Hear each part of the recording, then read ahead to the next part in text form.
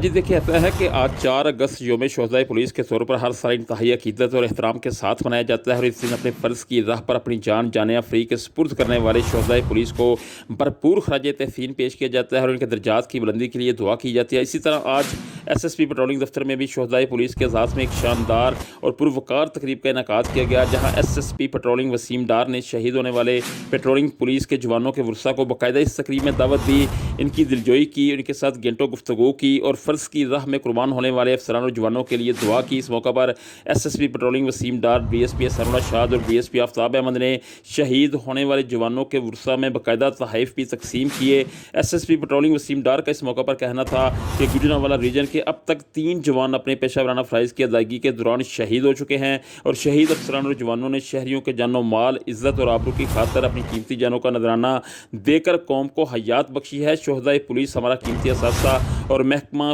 Police के माथे का झूमर है। फ़र्ज़ की राह में कुर्बान होने वाले जवानों के ख़ानदानों को किसी भी सूरत कभी भी परेशान नहीं होने देंगे। शोहदाए पुलिस के लवाहकीन की हर मुमकिन वेलफेयर पेट्रोलिंग पुलिस की तरजीहात में शामिल है।